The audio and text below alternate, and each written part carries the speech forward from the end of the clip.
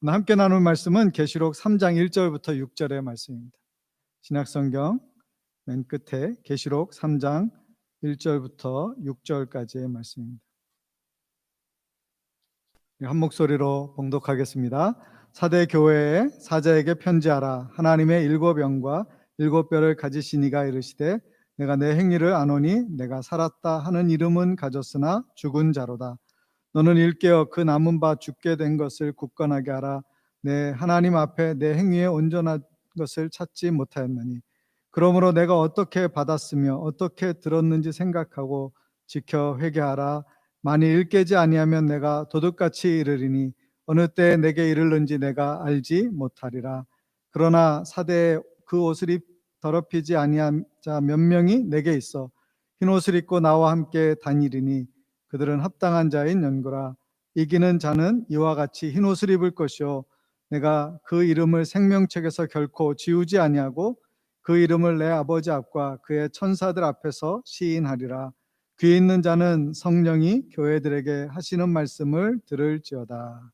아멘.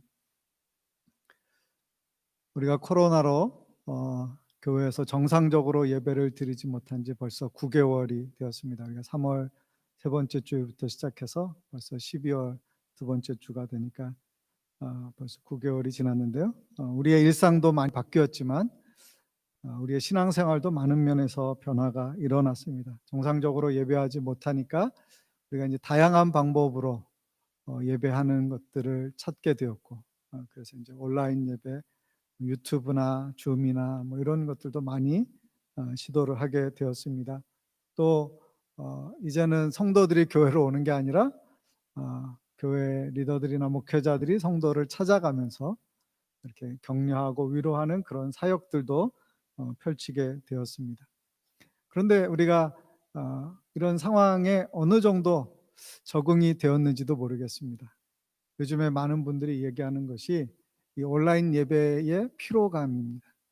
그래서 온라인 예배 자체도 우리 교회도 매주 지금 시험을 겪고 있습니다.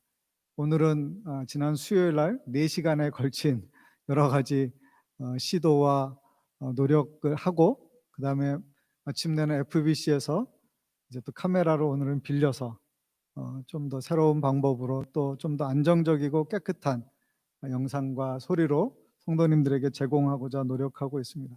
그런데 그런 노력에도 불구하고 또 성도님들이 예배에 참여하는 그런 것은 또 각자의 상황에 따라 다르지만 좀 느슨해지고 게을러지는 게 아닌가라는 생각을 합니다.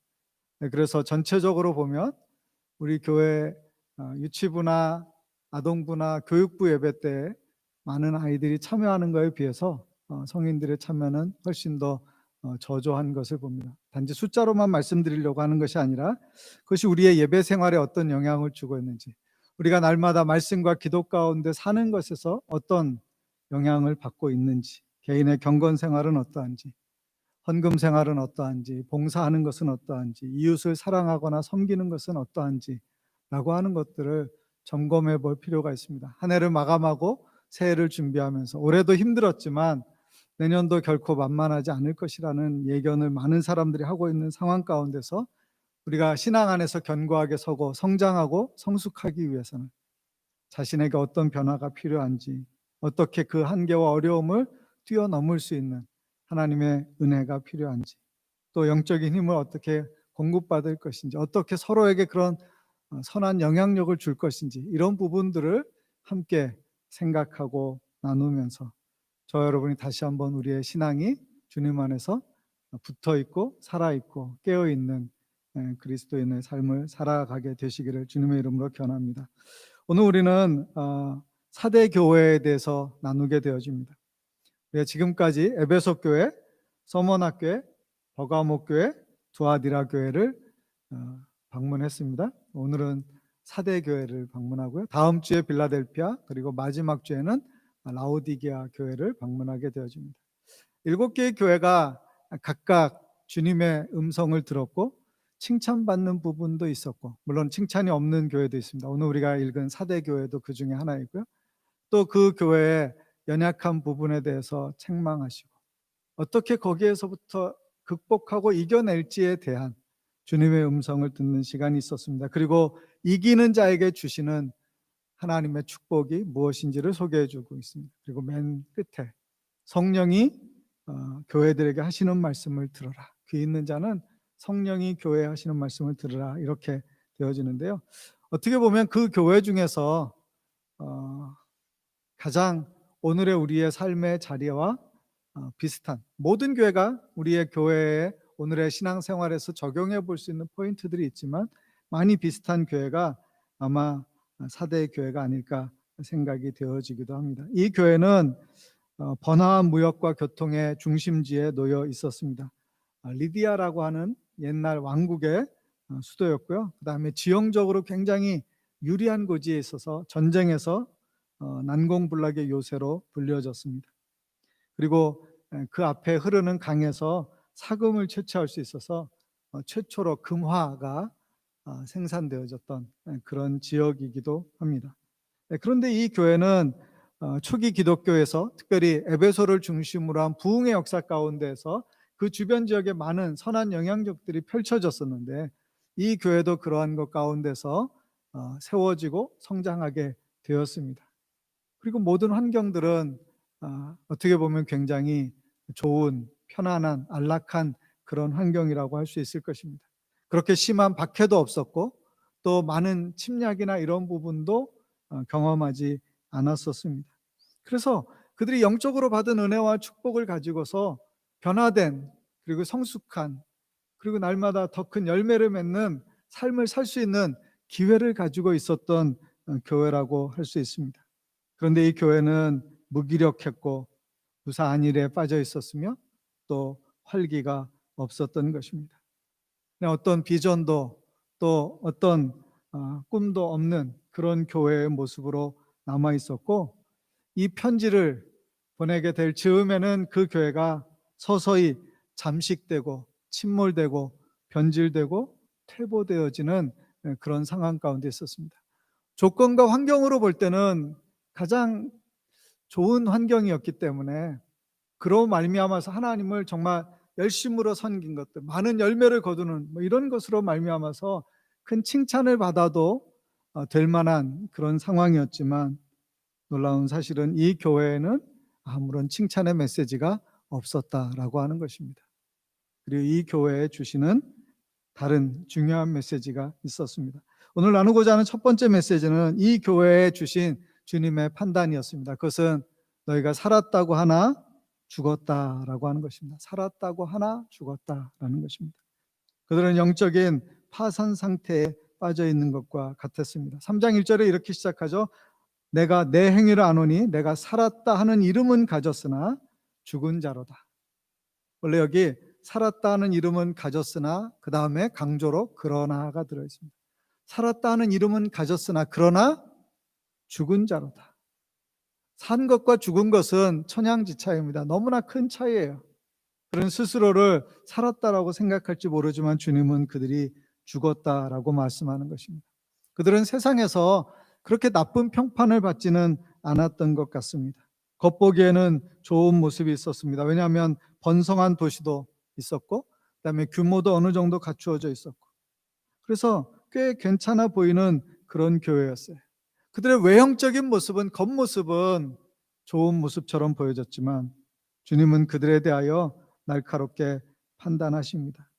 사람은 겉을 보지만 중심을 보시는 하나님은 그들의 안에 있는 것들을 꿰뚫어 보고 계셨기 때문에 그들이 다른 사람들이 보기에, 믿지 않는 사람들이 보기에 괜찮은 모습으로 보여줬을지 모르지만 그 중심을 보신 하나님은 그들에게 죽어가는 교회다, 죽었다 이렇게 말씀하고 있는 것입니다. 그리고 더 안타까운 사실은 사대 교회가 그러한 사실에 대해서 인식하지 못하고 그들이 하나님께로 돌이키거나 하나님 앞에 더 열심으로 매달리지 않았다라고 하는 것입니다. 다시 말하면 그들은 사람의 삶의 자리로서는 좋은 것을 가지고 있었지만 그러나 영적인 면에서는 죽은 자의 자리에 있는 것과 같았다라고 하는 것입니다. 교회는 세상으로부터도 선한 평판을 얻는 교회여야 합니다. 그러나 우리가 세상이 칭찬한다고 해서 너무 우쭐할 필요가 없어요. 우리가 하나님 앞에 어떠한가가 더 중요한 판단의 근거가 돼야 되고요. 또 세상에서 우리가 연약한 모습을 가질 때가 있지만, 그러나 힘써서 우리가 주님을 더 사랑하고 섬김으로써 하나님께 먼저 영광 돌리는 공동체가 되기를 힘쓰는 것이 중요하다는 것입니다. 사랑하는 성도 여러분, 오늘의 교회에 대해서 여러분은 어떻게 생각하십니까? 오늘의 한국교회에 대해서, 또 이민교회에 대해서, 더 작게는 조이풀교회에 대해서 여러분은 어떻게 생각하고 계십니까?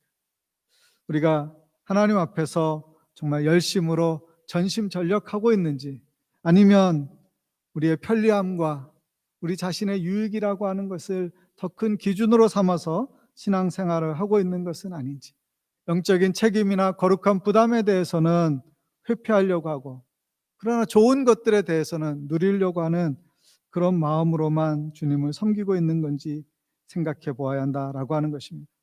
하나님께서 그들에게 말씀하십니다. 내 하나님 앞에 내 행위에 온전한 것을 찾지 못하였나니. 그들이 열심히 무언가 하는 것처럼 보였지만, 신앙적인 행습을 계속 가지고 있는 것처럼 보였지만, 그들은 순전하게 순종하지 못했고 하나님을 온전히 따르지 못하였습니다. 그러므로 우리는 우리 자신을 돌아보아서, 우리도 이 순례의 여정 가운데 있기 때문에, 신앙의 여정 가운데 있기 때문에 계속 이 길을 걸어가는 동안에 어제까지 있었던 일에 대하여 우리가 창념할 것이 아니라 오늘과 내일 어떻게 주님을 섬길지에 대해서 생각해 보면서 다시 하나님의 은혜를 구하기를 바랍니다. 마태복음 5장 48절에 이렇게 기록되어 있습니다. 같이 한번 읽을까요? 그러므로 하늘에 계신 너희 아버지의 온전하심과 같이 너희도 온전하라. 주님께서 계명을 재해석하여 주신 후에 우리 모두에게 말씀하셨습니다. 하나님의 온전하심과 같이 온전하기를 힘쓰라고 하는 것입니다. 우리가 살펴보아야 할 것입니다. 하나님 앞에 말씀의 거울로 우리 자신을 들여다보아서 우리 안에 있는 연약함이나 부족함이나 또 주님 보시기에 합당하지 않은 것들에 대해서 다시 그것들을 정리하고 깨끗하게 하고 순전하게 하고 또 기쁨으로 열심으로 주님을 섬기기를 힘쓰는 저와 여러분이 되어야 할 것입니다. 그런데 이 사대교회에 주님이 말씀하신 영적인 죽음은 굉장히 충격적인 것이죠. 왜냐하면 그들 안에 죄가 있었던 것을 말씀하고 있는 것입니다. 경건한 모습을 보여주는 것 같았지만 은밀한 죄가 그 안에 있었던 것입니다. 하나님이 우리를 세상 가운데 보냈었을 때 이 죄악 많은 세상 가운데서 우리가 거룩함과 경건함을 쫓는 것은 참 쉽지 않은 일입니다. 그럼에도 불구하고 모든 그리스도인들은 끊임없이 그것을 추구해야 되고, 우리가 적당히 세상에서 타협하면서 세상적인 그리스도인으로 살아가지 않도록 주의해야 한다는 것입니다. 그렇게 하지 않으면 우리는 시간이 흐르면 나중에는 명목상의 그리스도인이 돼요. 명목상의 그리스도. 그것은 바로 이름만 있을 뿐 실제적이지 않다라고 하는 것입니다. 예전에 통계해 보니까 BC주에 개신교 사람들에게 질문을 했어요. 당신이 신앙에서 어떤 것을 인정하는지. 86%가 하나님을 인정하고요, 73%가 죽음 이후에 세계가 있음을 인정했어요. 78%가 천국에 대해서 이야기하고요, 74%가 예수님에 대해서 이야기합니다.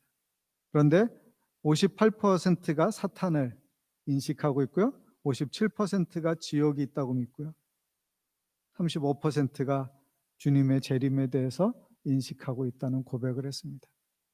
이게 신앙적인 면에서 보면 그리스도인들이 성경에 대한 지식 또 확고한 믿음도 부족할 뿐만 아니라 우리의 이런 신앙적인 어떤 견해들이나 입장이 우리의 삶을 통해서 드러나게 되어진다는 것입니다.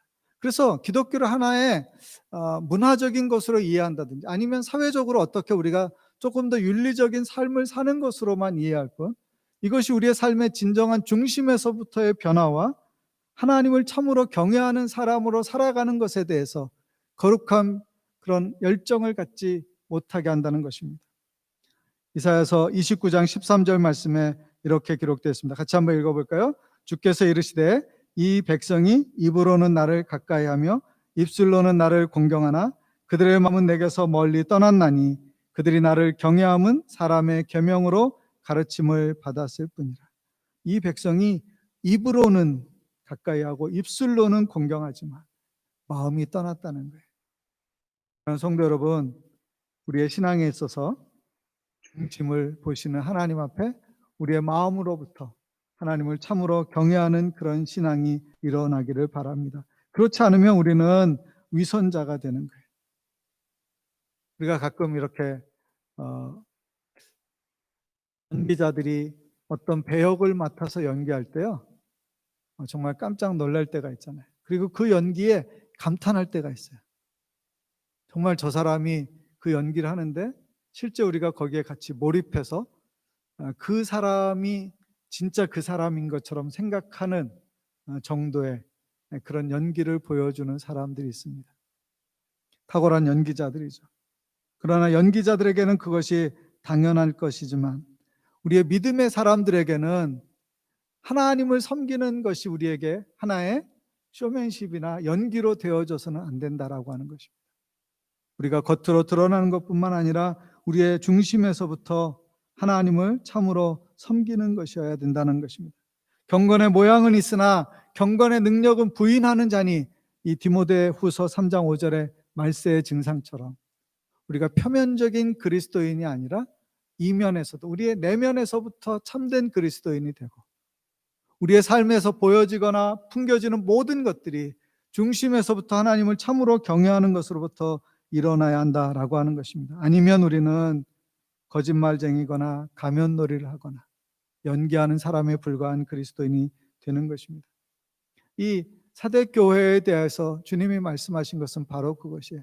그들은 표면적으로 괜찮아 보였어요. 그러나 그 내면을 보실 때 주님은 그들이 이미 영적으로 죽어 있었다, 이렇게 말씀하는 거예요. 그래서 오늘 말씀의 제목을 그렇게 삼았어요. 영적인 생명력을 잃지 말라. 저와 여러분은 오늘이라고 하는 삶의 자리에서 기회를 가지고 있어요. 우리는 영적인 생명력을 잃지 않는 살아있는 그리스도인, 살아있는 하나님의 백성이 되시기를 주님의 이름으로 권합니다.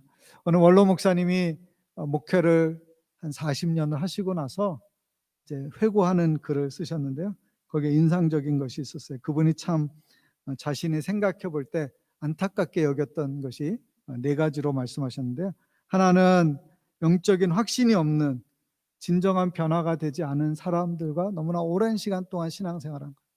다시 말하면 그냥 사람들이 교회 안에 있으니까 뭐 괜찮겠거니, 예수 믿는 거겠거니, 저 사람들도 우리 하나님의 자녀이고 그리스도의 제자이고 또 성숙을 향해서 가고 있고, 이렇게 생각하면서 더 집중하여서 정말 한 영혼 한 영혼이 하나님 앞에 온전한 그리스도인으로 설 수 있도록 섬기지 못했던 것에 대해서, 그렇게 확신을 가지고 모든 성도들이 주님을 섬기는 공동체를 이루지 못한 것에 대하여 오랜 동안의 목회를 마치면서 그것이 참 마음 가운데 가장 큰 후회가 되었다는 것입니다. 두 번째 후회는 삶의 열매가 없는 신앙생활의 허무예요. 목회자로서 자신의 삶도 그렇고 또 다른 사람들을 보면서 그리스도인으로서의 선한 열매를 맺지 못할 때, 성령의 열매를 맺지 못할 때, 그것이 얼마나 우리가 낭비하는 것이며 또 하나님 앞에 책임 없는 그리스도인의 삶을 사는 것인가라는 것을 생각해 볼 때, 인생을 들여서 목양을 감당하고 죄 몸된 교회를 섬겼던 목회자로서 자신과 성도들의 신앙생활에 허무가 발견되어질 때 그것이 너무나 안타깝다, 그렇게 말씀하셨어요. 세 번째는 진정한 교회는 어떠해야 되는가? 하나님의 말씀에 근거한 성경적인 교회를 추구한다고 해왔지만 그것이 언제나 부족하고 연약한, 그래서 늘 그의 마음 가운데 아픔이기도 했고 고민이기도 했던 것에 대한 고백입니다. 물론 우리가 우리의 힘과 능력으로 완벽한 교회나 완전한 교회를 이룰 수는 없습니다. 그럼 우리가 이 교회 공동체가 정말 머리 되신 그리스도께, 그리고 이 교회를 세우신 하나님 앞에 바른 방향과 바른 뜻을 가지고 끝까지 전심전력해서 질주하고 있는가? 하나님의 영광을 향한 열정이 있는가? 세상에 하나님의 이름을 높이고자 하는 거룩한 열망을 가지고 있는가라고 하는 것. 그냥 우리끼리 좋은 것에서 머물지 않고 뛰어넘어서, 그것을 넘어서서 하나님의 영광을 세상 가운데 드러내는, 하나님이 뜻하신 바 그런 교회가 되고자 하는 그런 열망이 때로는 식었기도 했고 때로는 그것을 이루지 못하는 그런 아쉬움과 안타까움이 큰 후회로 남았다, 그렇게 고백하셨습니다. 그리고 마지막 네 번째는 우리가 정말 하나님의 나라를 이루는 하나님의 백성이었는가에 대한 퀘스천. 신앙생활을 하면서 저와 여러분이 생각해야 할 것입니다. 우리가 분명한 확신을 가지고 있는가? 우리를 통해서 열매를 맺고 있는가? 우리 공동체가 하나님 앞에 거룩한 교회로 부름받은 대로 쓰임받고 있는가? 우리가 이 땅에 있는 하나님의 백성, 하나님의 공동체로서, 하나님의 교회로서 그 의미와 목적을, 그 사명을 감당하고 있는가라고 하는 것을 질문하는 것이죠. 여러분, 언젠가 모든 것에 끝이 있을 것입니다. 우리의 생애도 끝날 날이 있고 또 모든 역사의 끝이 있습니다. 그럴 때 우리가 모든 것을 마치는 시점이 되었을 때 그제서야 후회하는 마음과 말을 내놓는 것. 그것도 뭐 의미가 있고 또 후대의 사람들에게, 다른 사람들에게 교훈이 될 수 있지만 자신의 인생에서는 너무나 안타까운 일이 아니지 않겠습니까? 우리가 달려갈 길을 다 갔는데 거기에서 우리가 만족할 수 없거나 거기에서 여전히 우리가 스스로 좌절하거나 넘어질 수밖에 없는 삶의 자리에 있다면 우리 인생과 신앙이 너무 아쉬움이 많고 아픔이 클 것입니다. 사랑하는 성도 여러분, 사대교회에 주시는 말씀을 생각하면서 우리 안에 그런 영적인 죽음이 있는 것은 아닌지, 우리가 다시 영적인 생명력과 활기를 가지고 하나님을 섬기고 있는 그런 신앙인인지 되돌아보는 저와 여러분이 되시기를 바랍니다. 두 번째 메시지는 깨어 굳건하게 하라고 하는 권면입니다. 깨어 굳건하게 하라. 3장 2절에 이렇게 말씀했어요. 너는 일깨어 그 남은 바 죽게 된 것을 굳건하게 하라.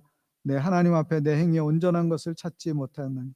그러므로 3절에 내가 어떻게 받았으며 어떻게 들었는지 생각하고 지켜 회개하라. 이 2절과 3절에서 5개의 동사를 통하여서요, 그들이 어떻게 해야 되는지를 가르쳤어요. 첫 번째는 일깨어라는 거예요. 깨어나라는 것이고요. 두 번째는 굳건하게 하라는 단어이고요. 세 번째는 3절 중반에 생각하라는 단어, 기억하라, 생각하라. 그 다음에는 지켜, 순종하라, 지키라는 뜻이고요. 다섯 번째는 회개하라는 거예요. 근데 이 5개의 단어들은요, 이렇게 나열을 했지만 사실은 말하려고 하는 것은 하나이겠죠. 그들로 하여금 하나님께 돌이키라는 것이죠. 영적인 생명력을 찾으라는 거예요. 그것을 5개의 동사를 통해서 반복해서 말씀하시는 것은 강조의 말씀을 주시는 거예요. 성경에서 무언가를 다른 언어로 반복할 때 거기에는 항상 강조의 의미가 들어있는 것을 볼 수 있습니다. 많은 믿음의 사람들이 그의 인생을 살았던 것처럼 우리도 후회 없는 인생을 위하여 마지막 그 결승점에 우리를 기다리시는 영광의 주님 앞에 달려가는 삶으로 살기 위하여 우리가 이렇게 살아야 한다는 것입니다. 그것은 먼저 깨어있으라라고 하는 것입니다. 깨어있다는 것은 어떤 의미일까요? 잠자지 말라고 하는 것입니다. 성경에 여기 보면 주님께서 만일 일깨지 아니하면 내가 도둑같이 이르리니, 이것은 주님이 도둑이라는 말씀도 아니고 도둑질 하신다는 말씀도 아니고, 이 도둑같이 온다라고 하는 것은 그때 당시에 속담 중에 하나예요. 도둑의 특징 중에 하나는 뭐냐면 언제 올지 모른다라고 하는 것입니다. 만약에 언제 올 줄 안다면 방비하겠죠. 3시에 도둑이 온다고 하면 우리가 지켜설 것입니다. 그가 들어오기 전에 우리가 막아낼 수 있을 것입니다. 그러나 우리가 도둑을 맞는 경우는 어떤 거예요?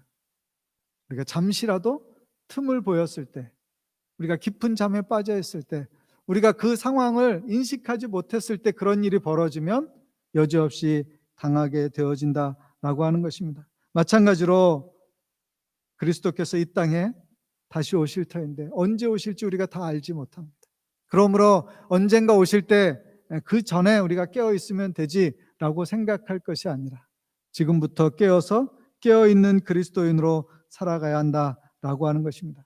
마태복음에 보면 어린 양의 혼인잔치에 대해서 그렇게 비유했죠. 주님께서 혼인잔치의 신랑처럼 언제 올지 모르는 상황 가운데 있다. 갑작스럽게 와도 준비된 사람으로서 그 결혼 예식을 기대하고 기다리고 또 준비하라는 그런 말씀을 가르쳐 주시는 것입니다. 그러므로 우리가 깨어 있다면 당하지 않고, 깨어 있다면 손해 보지 않을 것이고, 깨어 있다면 넉넉히 감당할 수 있다는 것입니다. 저와 여러분이 오늘 깨어있는 그리스도인으로서 살아가야 한다는 것입니다. 마가복음 13장에 보시면 예수님께서 이런 이야기를 들려주셨어요. 어떤 주인이 종에게 많은 것을 맡기고 내가 타국에 갔다 올 터이니까 잘 관리하라고. 그런데 그 종이 주인이 언제 올지 안다면 어떻게 할까요? 네? 그것을 대비할 거예요. 우리 아이들이 가끔 엄마 아빠가 밖에 외출하고 있으면 뭐 하죠? 언제 오는데? 이렇게 막 물어봐요. 네. 대부분은 기다리는 것도 아니고 그냥 정보를 알기 원함이에요. 그냥 언제까지 놀 수 있냐 이것도 좀 확인하고요. 그 다음에 엄마가 언제 온다고 했으면 한 5분 전이나 10분 전에, 그 전까지는 자유롭게 있다가 딱 정리해서 엄마의 눈에 특별히 지적받을 만한 일을 남기지 않으려고 하는 걸 거예요. 그런데 마가복음 13장에 보시면 33절에 주의하라, 깨어있으라, 그때가 언제인지 알지 못함이라. 주인이 온다고 했는데 주인이 뭐라고 말하냐면 내가 언제 올지는 말하지 않아. 그래서 주인이 언제 올지 알지 못하는 거예요. 35절에 그러므로 깨어있으라, 집주인이 언제 올는지, 혹 저물 때일든지 밤중일든지 또는 새벽일든지 너희가 알지 못한다, 그렇게 말씀했고요. 37절에 깨어있으라, 내가 너희에게 하는 이 말은 모든 사람에게 하는 말이니라고 했습니다. 주님께서는 모든 그리스도인들에게 그렇게 격려하시고 경고하셨어요. 그것은 뭐냐면 깨어있으라고 하는 것입니다. 또 그들은 굳건하게 하라는 권면을 받았습니다. 그것은 신실한 사람으로 견고하게 서서 그것을 지속적으로 규칙적으로 끈질기게 붙어 있어서 그것을 감당하라고 하는 것입니다. 하나님의 일을 이룰 때 그것은 결코 쉽지 않습니다. 거기에 하나님의 사람으로서 우리가 마땅히 가져야 될 태도는 그들을 길러내기 위하여, 그들을 살려내기 위하여, 하나님의 교회를 더 영광스럽게 주님의 공동체로 세우기 위하여 우리 자신이 헌신해야 되는데, 그것은 신실한 그리스도인의 모습으로만 이루어질 수 있다는 것입니다. 우리가 그렇게 주님의 영광을 위하여 깨어있는 그리스도인으로서 신실하게 지속적으로 끈질기게 사명을 감당하라고 우리에게 권면해 주는 것입니다. 코로나 시대에 교회에 대해서 많은 목회자들이, 또 많은 교회의 지도자들이, 영적인 리더들이 다양한 글을 쓰고 있습니다. 그래서 이 코로나 시대의 교회가 어떠해야 할 것이고, 코로나 이후에는 또 어떤 형태로 되어질 것이며, 지금 우리가 보이게 보이지 않게 경험하고 있는 교회의 상황과 영적인 상황은 어떤 것인가를 말할 때 많은 부분에서의 조심스러운 전망은 뭐냐면 굉장히 많은 사람들이 느슨해지고 있다라고 하는 것입니다. 느슨해지고 있다. 저는 우리 교인한테도 그런 이야기를 들었지만 다른 교회 분들이나 목사님들한테도 그런 얘기를 들었어요. 온라인 예배 드릴 때 처음엔 그래도 옷이라도 이렇게 단정하게 입고 있어서 예배 드리는 것에 대해서, 교회에서 예배 드리는 것처럼 가정에서도 똑같은 마음의 자세로 준비하고 드리다가 그 다음에 어떻게 해요?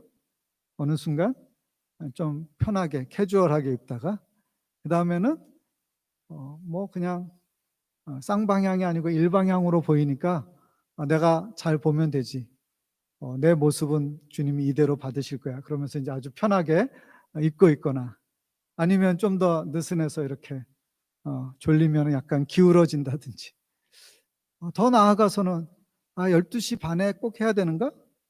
2시에 드리면 주님이 예배를 안 받으시나? 이런 식의 생각들이 그 안에서 막 일어나기 시작하는 거예요. 물론 12시 반에 드리는 것이 율법은 아닙니다. 그러나 공동체가 함께 한 예배에 참여하고 말씀의 은혜들을 서로 나누며 교제할 수 있을 때 우리가 영적인 면에서 좀 더 활기를 가질 수 있고, 그것이 마디와 마디가, 그리고 마디를 통해서 온몸이 연결되어지는 것을 경험할 수 있기 때문에 그 시간을 우리가 그렇게 중요하게 생각하고 지키도록 부탁을 하고 있는 것입니다. 성도들이 어려운 시대이지만 하나님께 연결되어 있어야 되고요, 교회 목회자들과 연결되어 있어야 되고, 다른 성도들과 연결되어 있어야 되고, 또 세상의 가족들이나 이웃들이나 친구들과 연결되어 있어야 하고, 또 하나님의 나라 안에서 모든 그리스도인과 연결되어져 있어야 할 때 그의 신앙이 건강하게 세워질 줄로 믿습니다. 저와 여러분은 그런 면에서 다른 사람들을 연결하고 또 붙드는 그런 신실한 그리스도인의 삶의 모습을 보여줘야 될 줄로 믿습니다. 그들에게 또 한 가지 권면은 회개하라고 하는 것이었습니다. 그것은 생각하고 지켜 회개하라는 것입니다. 어디에서 잘못되었는지 생각해보고 그 다음에 그것을 어떻게 하라고요? 지키라고 했어요.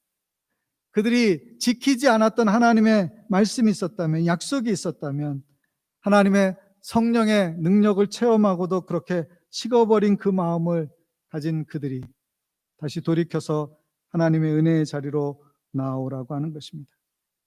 모든 부흥에는, 모든 영적인 성장과 성숙에는 첫걸음은 회개하는 것이었어요. 회개하고 돌이켜서 하나님의 은혜를 바라는 것, 하나님의 비전을 다시 한번 꿈품는 것, 그리고 그것을 통해서 자신의 삶이 하나님 앞에 온전히 드려지는 것, 그것이 우리의 영적인 성숙을 경험하게 되어집니다. 그러므로 저와 여러분이 하나님 앞에 서서 코람되어 그분 앞에 서서 우리에게 말씀하시는, 우리에게 성령을 통해서 가르쳐 주시는, 우리가 하나님의 말씀을 듣거나 읽거나 사람들과 교제할 때, 예배할 때, 기도할 때, 찬송할 때 우리에게 말씀하시는 그 음성에 순종함으로 반응하여서 회개하고 돌이켜 하나님께 영광 돌리는 삶으로 변화되어지는 역사가 일어나야 할 줄로 믿습니다.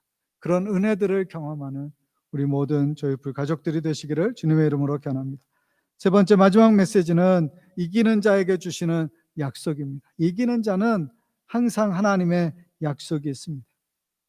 주님은 이 사대교회에 말씀하실 때 7 영과 7 별로 말씀하셨습니다. 성령으로 역사하시며 또 7 교회 위에 계시는, 교회의 머리 되시고 주인 되시는 주님이신 것을 말씀하셨습니다. 그런데 7 영을 말씀하실 때 그것은 어떤 의미인가? 주님은 성령으로 오늘의 교회를 이끌어 가시고 성령으로 우리 각 사람의 심령 위에서 역사하신다는 것입니다. 저와 여러분은 우리 안에 계시는 성령님을 경험합니다. 그러나 우리 안에 계신 성령님이 우리 안에서 그 능력을 나타내실 수 있도록, 새벽 기도 때 그런 얘기 나눴죠.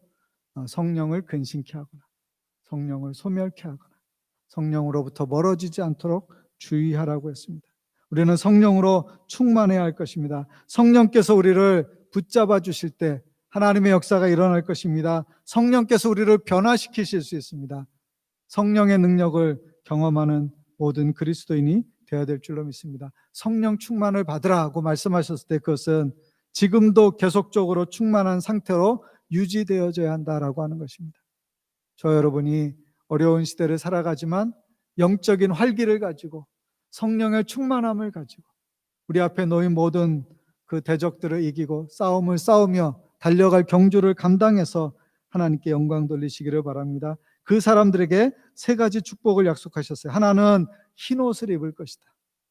그것은 거룩함과 순결을 상징합니다. 우리는 세상에 사는 동안에 죄의 옷을 입은 사람입니다. 더럽혀진 옷을 입은 사람이에요. 그런데 그리스도의 보혈로 말미암아서 깨끗하게 되어진 새로운 옷을 입게 되었습니다. 하나님이 주시는 의의 옷을 입게 되었습니다. 정결하고 영광의 광채가 있는 그런 옷을 입었습니다. 그리고 그것을 통해서 우리의 신분이 누구인지를 우리가 더 분명하게 깨닫게 되어지는 것입니다. 계시록 19장 8절 말씀 같이 한번 읽어보겠습니다. 그에게 빛나고 깨끗한 세마포 옷을 입도록 허락하셨으니 이 세마포 옷은 성도들의 옳은 행실이로다 하더라. 사랑하는 성도 여러분, 우리가 구원의 놀라운 은혜를 입고 하나님께서 우리를 거룩하고 정결하게 하셨는데 다시 죄로 말미암아서 그것을 더럽히는 일, 그것이 구원을 잃어버리는 것은 아닐지라도 하나님 앞에서 부끄러운 예복을 입고 있는 것과 같은 모습으로 살지 않도록 우리가 거룩한 행실, 착한 행실, 옳은 행실로 하나님께 영광을 돌려야 될 것입니다. 두 번째 약속은 생명책입니다. 그것은 하나님 나라의 거룩한 책에 우리의 이름을 기록해 놓으신다라고 하는 것입니다. 이렇게 어떤 하나님의 나라에 명부가 있어요. 그것은 고대 시대에 그 명부가 있었던 것과 같은 것을 의미해 줍니다. 그리고 거기에 이렇게 이름이 적혀 있어요.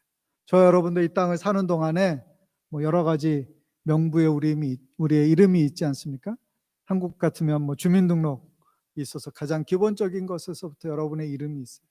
그것에 근거해서 우리가 다른 모든 것에 우리의 이름이 올라갔을 때 이제 서로 이렇게 체크하기도 하고 그것을 통해서 확인하기도 합니다. 캐나다에서 시민권을 받으면 한국에 그 이름이 지워지는 것과 같이 주님께서는 우리가 구원받았을 때 그 이름이 하나님 나라의 거룩한 책 생명책에 기록된다고 했습니다.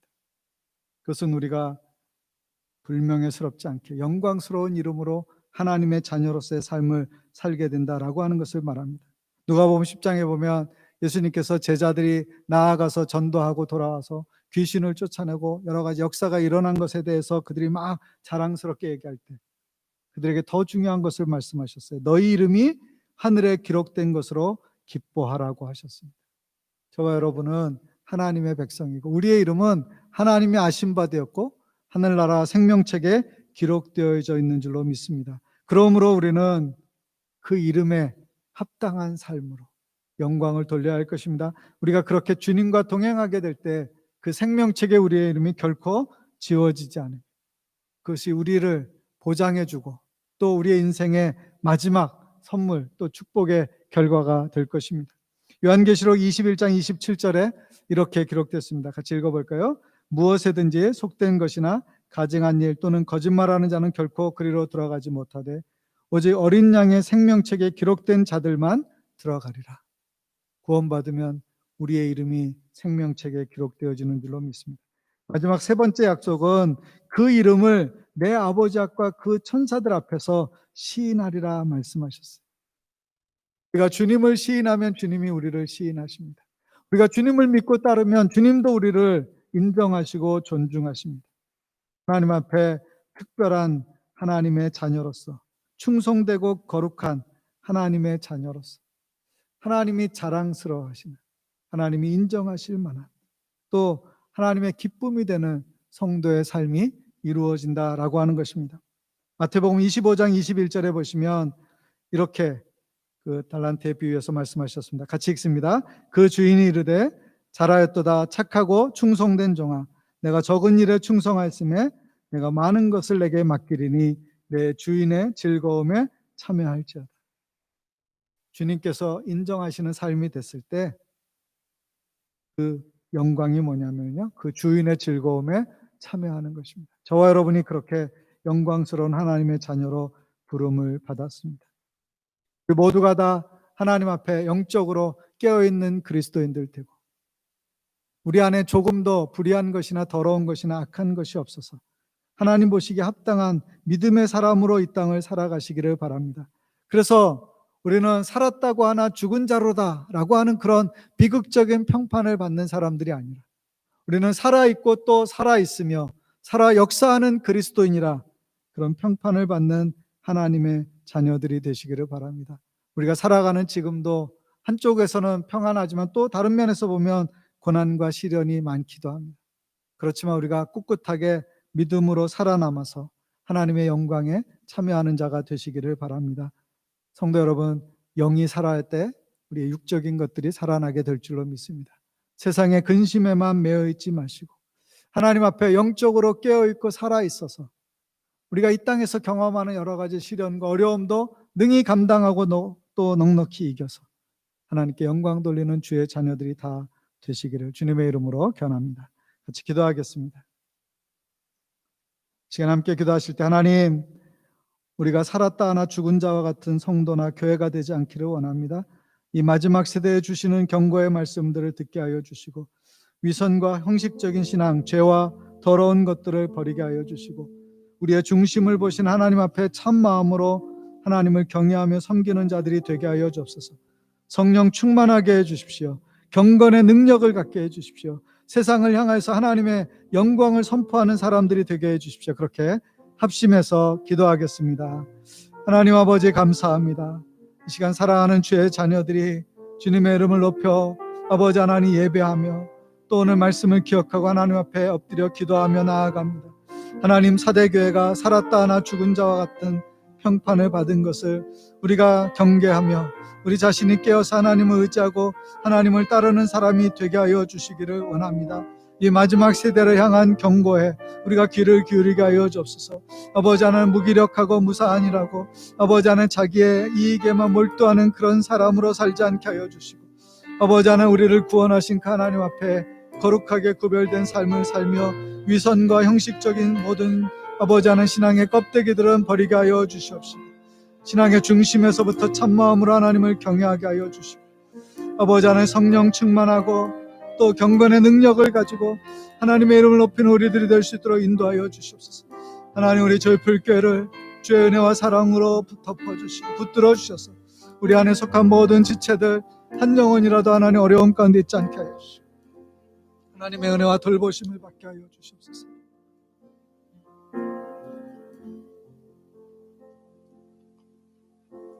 거룩하신 하나님, 주의 은혜를 감사합니다. 우리로 하여금 사대 교회에 주신 말씀을 다시 한번 상고함으로 우리가 이 시대 가운데 깨어 있어야 되며 살아 있어야 되며 역사하는 성령 충만한 하나님의 자녀, 하나님의 백성, 하나님의 교회가 되어야 함을 알려주시니 감사합니다. 아버지 하나님, 다시 한번 우리의 마음을 점검하게 하시고 우리의 신앙을 점검하게 하여 주셔서 아버지, 어려움 가운데 있다고 해서 세상에 너무 몰입하지 않게 하여 주시고 영적으로 껍데기, 외식과 위선으로 살면서도 그렇지 않은 것처럼 생각하는 그런 이중적인 그리스도인의 모습을 갖지 않게 하여 주시고 지금도 살아계시는, 역사하시는, 중심을 보시는 그 하나님 앞에 경건한 모양으로 살고 경건의 능력으로 역사하는 하나님의 자녀들이 되게 하여 주시기를 원합니다. 성령 하나님, 우리 모든 성도들의 삶을 돌아보아 주시옵시고 각 사람 위에 역사하여 주시옵시고 말씀을 읽을 때나 들을 때나 묵상할 때나 찬송할 때나 예배할 때나 봉사할 때나 주님을 섬기는 모든 삶의 자리에서 매일의 일상에서 우리의 모든 호흡과 삶의 순간마다 하나님의 성령과 더불어 동행하게 하시고 성령 충만하여서 성령의 열매를 맺게 하여 주시옵시고 성령으로 함께 기뻐하는 주의 자녀들 다 될 수 있도록 역사하여 주시옵소서. 하나님, 우리 교회 성도들 가운데 연약한 지체들이 있습니다. 주님, 그들의 자리에 찾아가 주시옵시고 저들을 위로하여 주시옵시고 붙들어 주시옵시고 아버지, 회복시켜 주시기를 원합니다. 또한 아버지 하나님, 태중의 아이에서부터 노년에 이르기까지 코로나 바이러스로부터 안전하게 하여 주시고 보호하여 주시옵시고 하나님, 은혜 가운데 이 어려운 시기를 잘 보내게 하시며 또 이 땅과 멸망 가운데 하나님 주의 자비와 긍휼로 역사하시사 이 모든 것들을 잘 막아내고 넘어서고 극복할 수 있도록 축복해 주시기를 원합니다. 하나님의 사랑을 품고 오늘을 살아가며 승리하는 그리스도인으로 살도록 우리 모두 안에 역사하여 주시옵소서. 예수님의 이름으로 축복하며 기도합니다. 아멘. 이제는 우리 주 예수 그리스도의 은혜와 아버지 하나님의 크고 놀라우신 사랑과 성령님의 보호하시고 도우시는 은총이 영적인 생명력을 가지고 성령 충만하여 하나님의 뜻을 이루면서 모든 악과 더러운 것과 외식과 위선은 버리고 참된 그리스도인으로서 이 땅에 승리하는 삶을 살기를 소원하는 모든 주의 자녀들과 가정과 교회 위에 나라와 민족 위에 이제로부터 영원토록 함께 하시기를 간절히 축원하옵나이다. 아멘.